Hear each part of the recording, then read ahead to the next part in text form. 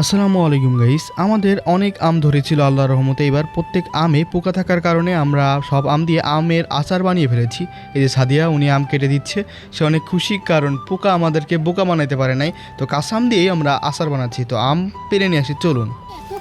সুন্দর সুন্দর করে আম পাততেছে। আম বলে কি আমনে পারে? ওর নাম কি জানো করে তুই? সাদিয়া। ওর নাম হলো গোপাল।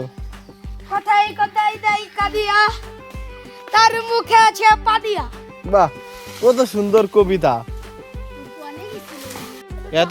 এতক্ষণ কুটার উল্টা পাশ দিয়ে আম পাততেছিল। হ্যাঁ, এবার দেখছো পড়ছে না, সোজা পাশ দিয়ে আম পাততে হয়, বুঝছো?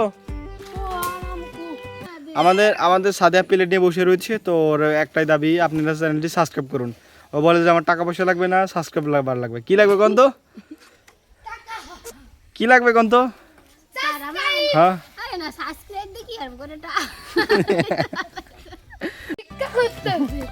মজার বিষয়, সাদিয়া ওকে রাগ করে গোপাল ভাঁড় করতেছে, মানে গোপাল ভাঁড়ের মতো পেট মোটা তো তাই।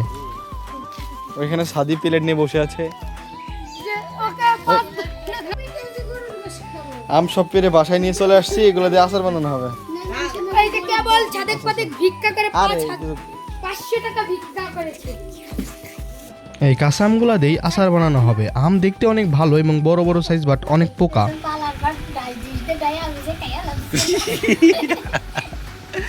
তো আমাদের সাদিয়া কি করছে, একজন খড়ির পালার উপর আম রেখে দিয়েছিল পাকা আম, ও কি করছে তাকে না জানিয়ে খেয়ে ফেলছে। যেহেতু আম আমাদের, বাট ও রাগ করে খেয়ে ফেলছে, এই মহিলার সাথে দুষ্টামি করেছে। তো এখন আম চুলছে, এই যে দেখতে পাচ্ছেন আম চুলা শেষ।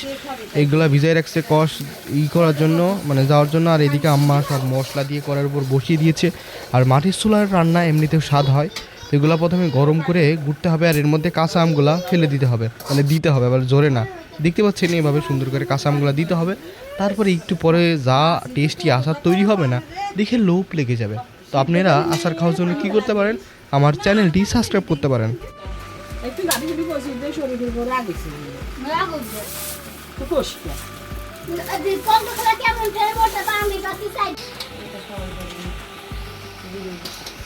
হয়ে গেছে আচার। হ্যাঁ হ্যাঁ, এগুলো হচ্ছে কাঁচা আমের আচার, আমার আম্মা বানিয়েছে। আম্মার হাতের আচার খেতে বড় স্বাদ। আমার একটু গ্যাস্ট্রিক বেশি, হজম হলে দেই জোরে পান। কি বললাম, যাই হোক, সাবস্ক্রাইব করেন।